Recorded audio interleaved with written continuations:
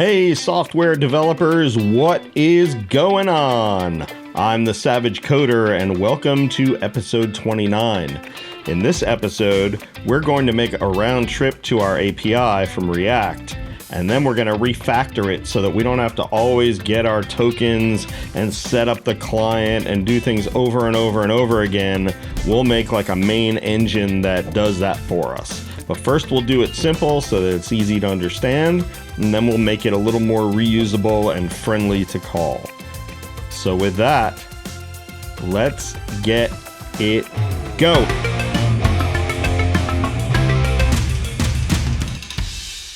Okay, so let me get situated here. If we go into the controllers and we look at our products controller, we can do this get, and that will get our list of products.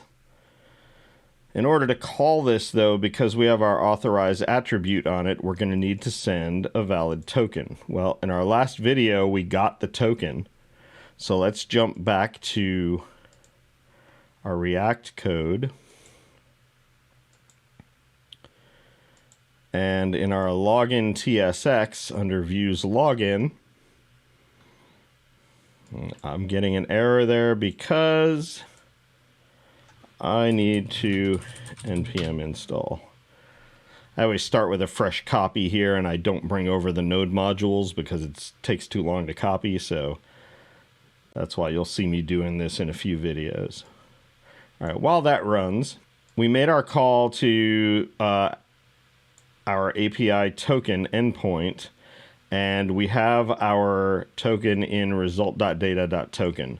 So I'm going to uncomment this line here, and we'll leave this console.dir for now, and we'll delete this line later. But just in case we need to copy and paste a token, it's kind of nice to be able to have that for debugging purposes, along the way. And it looks like this version of VS Insiders, VS Code Insiders, we got here. Let's get these windows situated. Is having a problem with the JSX elements. So yours probably doesn't do that. I'm just going to stop. I'm going to exit and restart this, and that seems to clear it up. That just started happening with the latest build, so I'm sure that'll get fixed quickly in the nightlies. Okay, so we're in good shape now. So what this line of code does is it goes into your local storage, and it will set an item with a name and a value. And so the name is quote token quote, which I would prefer to be a constant so I don't have to always type that. So under source, I'm going to do new file. And I'm going to make a TS, a TypeScript file called constants. And I'm just going to export const token equals token. And so now I can use this token as the string token instead of this string here. So if I put token in there, I can add, no, it's not bringing it in. So I'm going to have to manually do this. So I'm going to import token from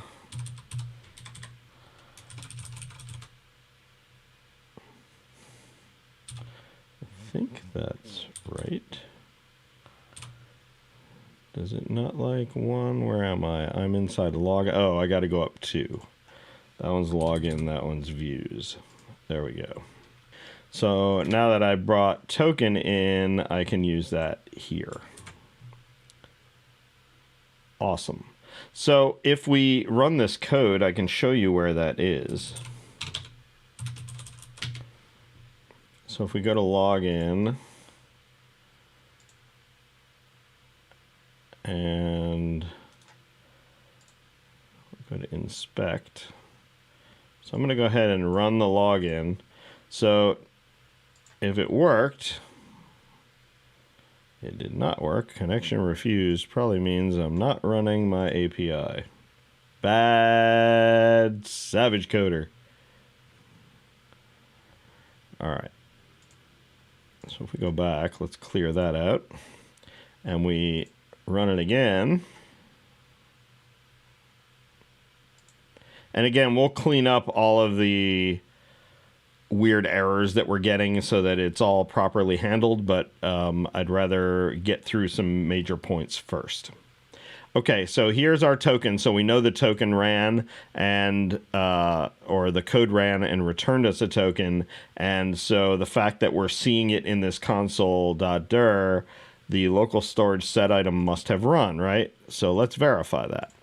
If we go under application and local storage, you'll see that localhost 3000 stored something.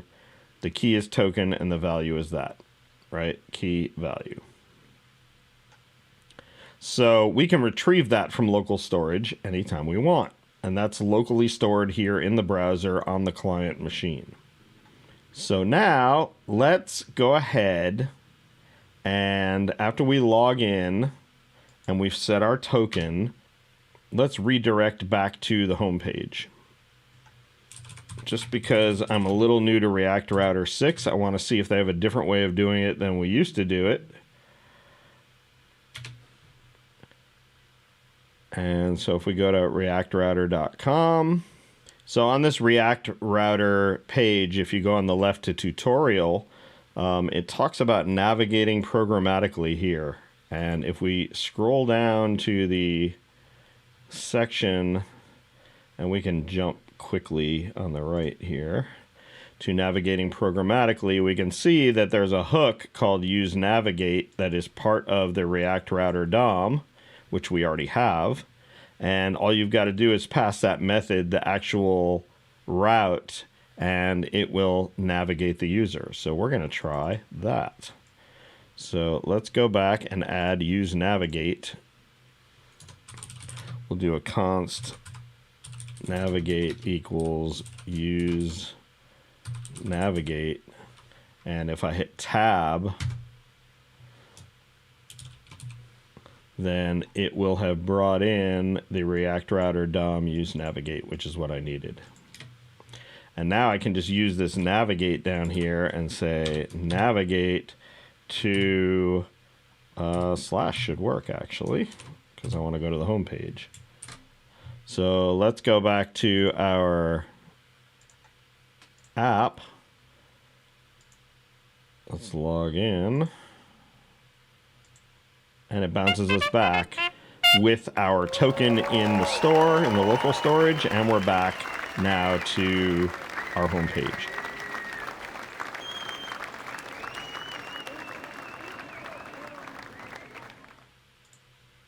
So if we go into our products page, what we're really looking to do is replace this list of product and then loop through with the map here to make those cards.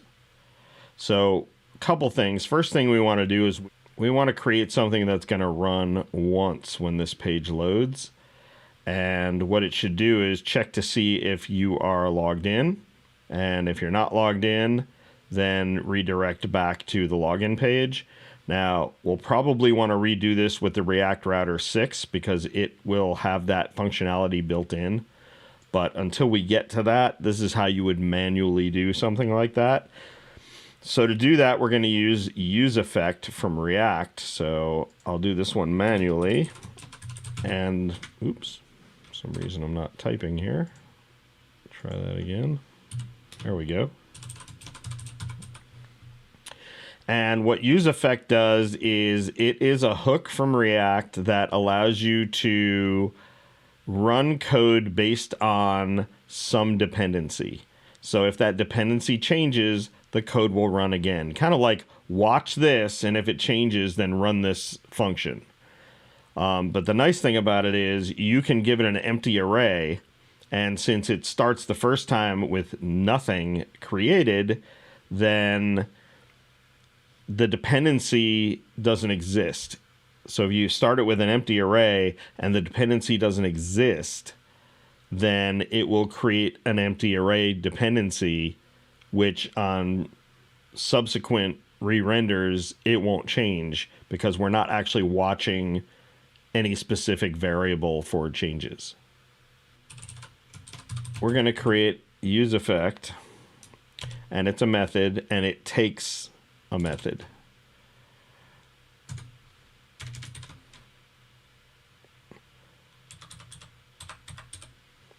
Right, so this is just a use effect, and it's going to fire this anonymous method off, this function, based on a dependency. So let's put that dependency in, and it's just, in our case, an empty array, which just says do this once. And I'm sorry, I did this in the wrong place. I'm just going to cut this. This has to be inside our functional component. So it's got to be inside our products. So we need to do that before the return, but here. Okay. So now this will run one time, and because there's no dependency listed inside here, or any number of dependencies, it will run one time. So what we first want to do is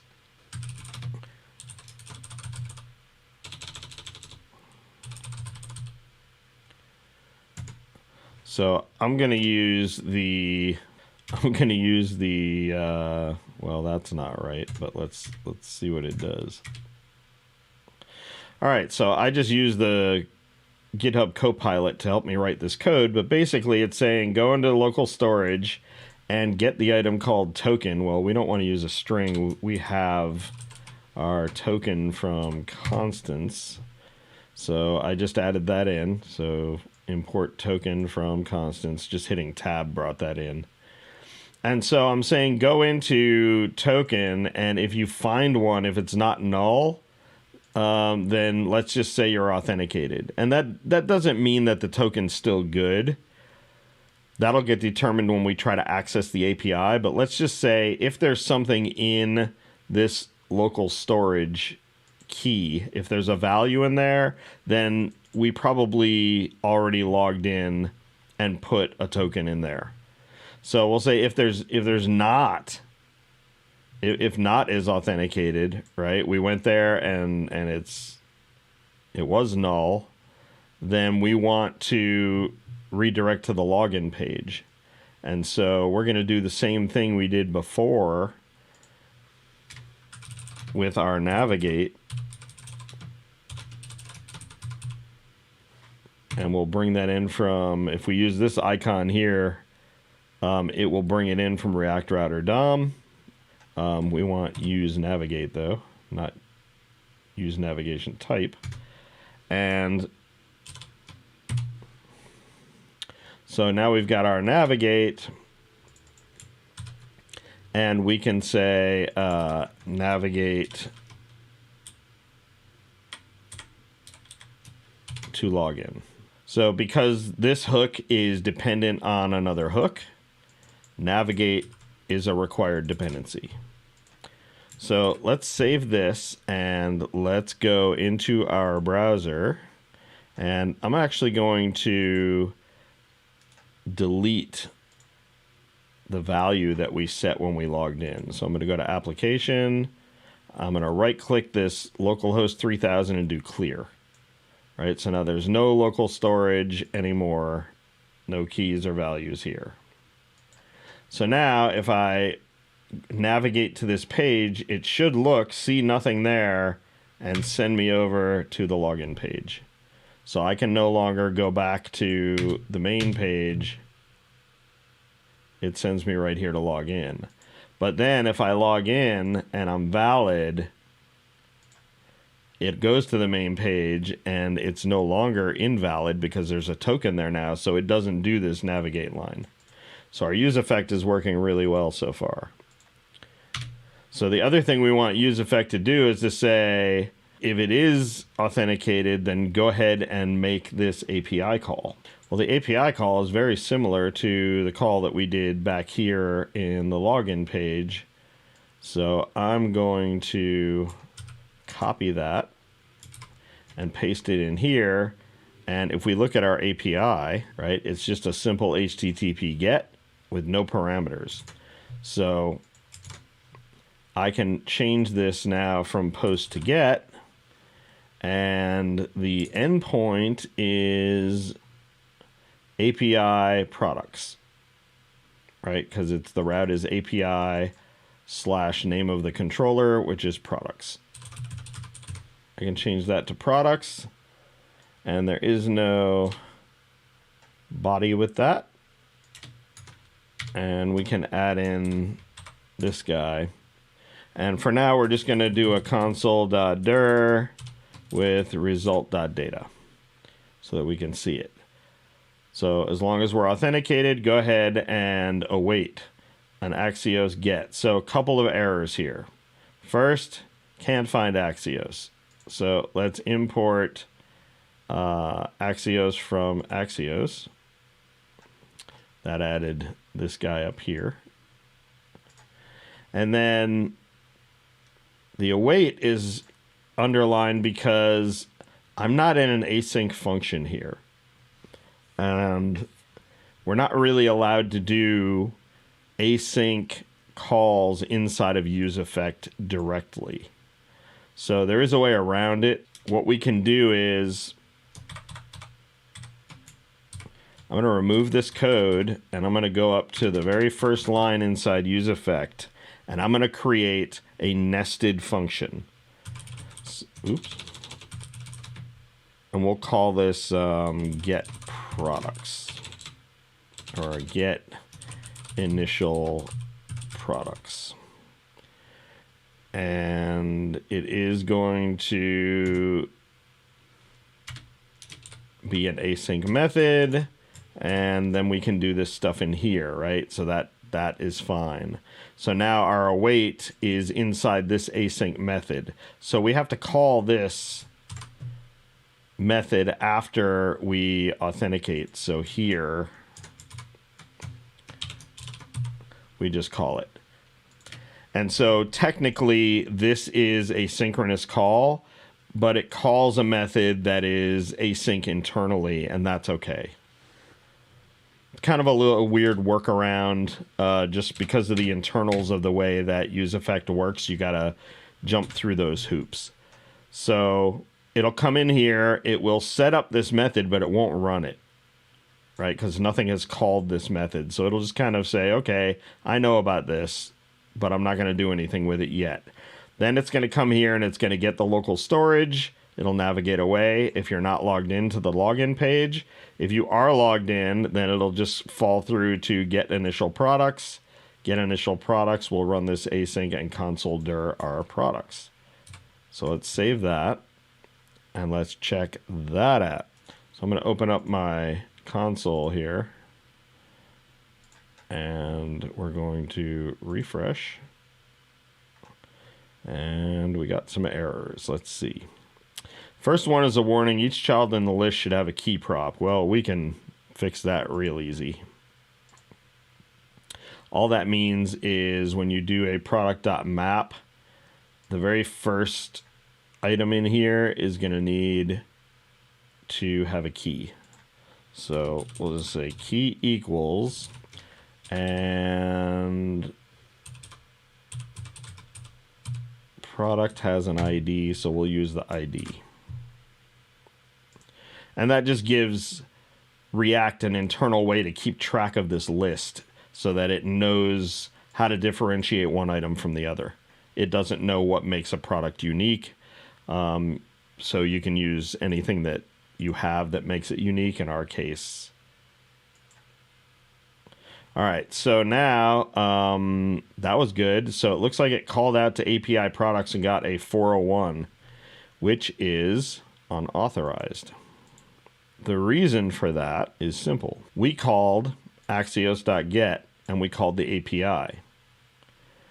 But when we did it, we didn't do anything to pass the token that we have. We have a token, right? The token's in local storage, but we didn't send it to our API when we made this call.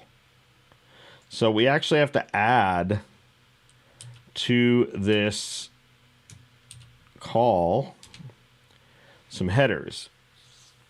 And you can see that GitHub Copilot is helping me with this. So yeah, we can do headers. And I'm gonna just leave this to do what it wants. And so let's see what we got here. So we're gonna add a header. It's an object. The key for the object, the property, is authorization. And then the word bearer, and then local storage get item token. And we know that this is going to be there because this code has already run by the time we call into get initial products. So that should do what we need. So let's refresh. All right, we got back an array of 6 items, and there they are. So our API is returning us some data that we can now consume. And of course, we're not seeing it here because we haven't hooked up the return data to anything. We're just retrieving it and console.during it. You can see that this is kind of a lot of work to do every single time.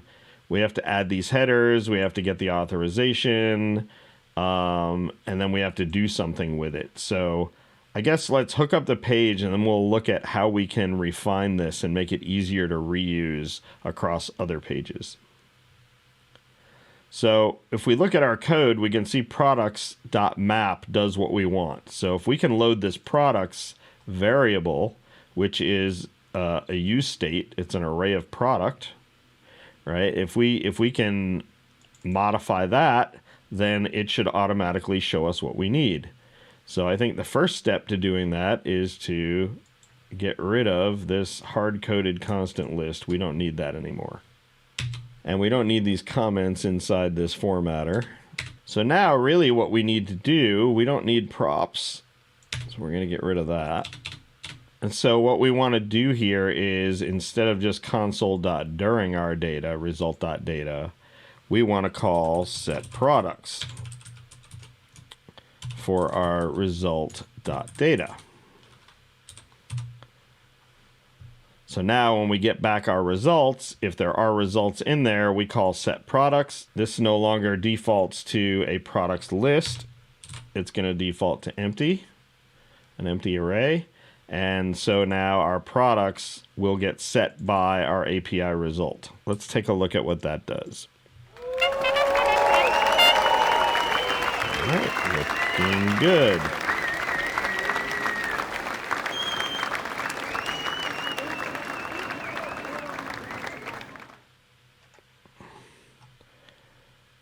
So localhost 3000, we have our products pre-flight and our products call, and we get back a bunch of images, and that's it. Nice and clean, very fast. So now we're consuming data from our API. So let's clean this up a little bit, because the next time we click into something to look at an individual item, we're going to have to do all this stuff again, and I don't always want to do that. So I'm going to go under source, and I'm going to right click, make a new folder, and I'm going to call this API. And this is going to hold the API guts, so that once we have our API calling code, this is like API client code in here. And then once we have that, we can just call a method to get. Wouldn't it be easier in our use effect, instead of doing all this, to just call get initial products? Like, to me, that's way easier. So in order to do that, we have to set up our Axios engine. So let's make an engine.ts file. And in our engine.ts file, let's do an export. Do I need async? No. Export function get API client. We may want to do something like send token equal true in there. And we even could include a config in there later. We'll do that if we need. What we're basically saying is, I'm going to have a get API client where you can say, get me an API client that has the token ready to go or that doesn't have the token ready to go. So if you wanted to call that API token endpoint, you could call get API client and say send token equal false. Because when I I don't have a token yet when I want to call get me a token, right? So sometimes it's false. But the majority of the time, other than logging in, you almost always want this send token to be true. So this will let the user of this decide. So we can just say if send token, then we need to get a token. So we'll just say access token equal get item token, and we can import that. So if send token, we get the token, and then we need to set up some kind of a configuration for our, ultimately at the bottom, what we're going to do is we're just going to say return axios.create, and then we want to send in some kind of config object in here, right? And the config object, let's import Axios here, like that. So we just want to say, you know, create it with some config. So let's create the config first. So I'm going to say let client config equal, we'll just do that as an Axios request config. I'll hit tab to import that. And so now we've got that here. And what that just says is this is, I'm just saying, start with a totally empty config. So if you want to send the token, if we have an access token, then go ahead and do a client config dot headers, and we'll add the authorization header there, right? So we get the token here, and then we say if we found something, then go ahead and grab this empty config and add a header to it with authorization bearer access token.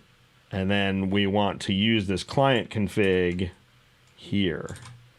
So sometimes you'll want to add custom headers, or you want to remove something. So you also could add the ability here to kind of like, you know, pass in a config, but we'll add that if we need it, not just because it's a nice feature. Okay, so now we've got a get API client. If there's a token, it'll add it. If not, it won't be there. So now we can make another file for our products. We'll call it products.api.ts. And so now we can start exposing how to get products. So if I just say export const get initial products equals async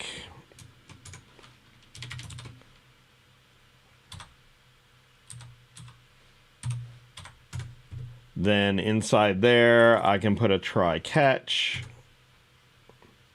and we'll just say if there's an error, just throw it. We'll deal with catching that later. And now I can grab my client equals get API client.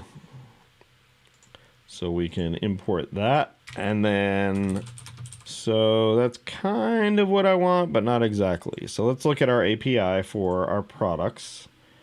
We have all we're calling is API products, and we are getting back a list of product. And then we can say return response.data.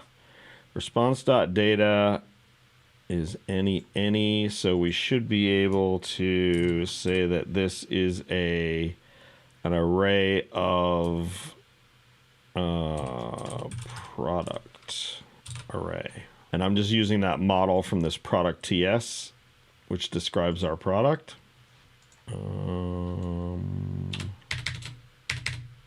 Had an extra curly in there. All right, so now we should be able to call get initial products, and it should get the client. So one thing that we're missing here is we have not set up a base URL. And so if we just call API products from React, it's going to go to localhost 3000, right? Like whatever the URL is here, if you don't tell it, I need to go get data from an API somewhere else, and you just say get API products, it's just going to give it to you from locally here. So I'm going to add a slash here, but then we need to go back into our engine and we need to set up our config to include a base URL. So again, we're going to hard code this for now because I want to make all the environmental type changes all at once so you understand how that works. So for now, I just want to set client config. Let's take a look at the Axios documentation so you know where I'm getting this from. Okay. So if you look at Axios and the request config, which is what we're doing now, there is a thing called base URL. And if we set that, that will be prepended to all of the URLs that we call.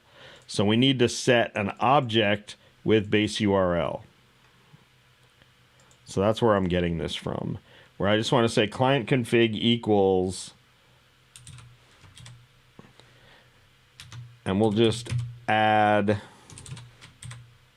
a base URL colon, and let's go back to our login so we can grab what this is.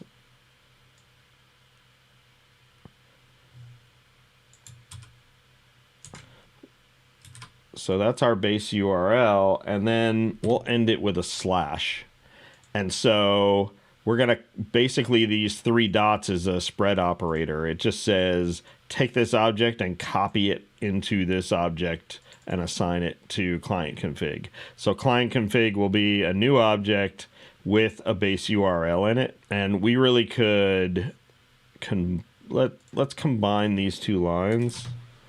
So I don't think we need both. I just need this as, I need to type this guy. So now we're saying, hey, create this object and treat it as an Axios request config. That's the data type of that object. And so now we will have our initial. And so if we go back, since we're ending on a slash here, we want to go back in our products. We don't want to start with a slash. Otherwise, it would be //. So we're saying call get. We're expecting back a list of products or an array of product. And we're going to call our API /products endpoint. And so now all we got to do is call get initial products. And so if we go back to our product page, we still have to check if we're authenticated and redo the navigation. But then let's see what get initial products is actually doing. It's calling out, it's getting prod, it's adding a header, it's getting our products, and it's calling set products. Really, we can replace all of that with just a call to get initial products.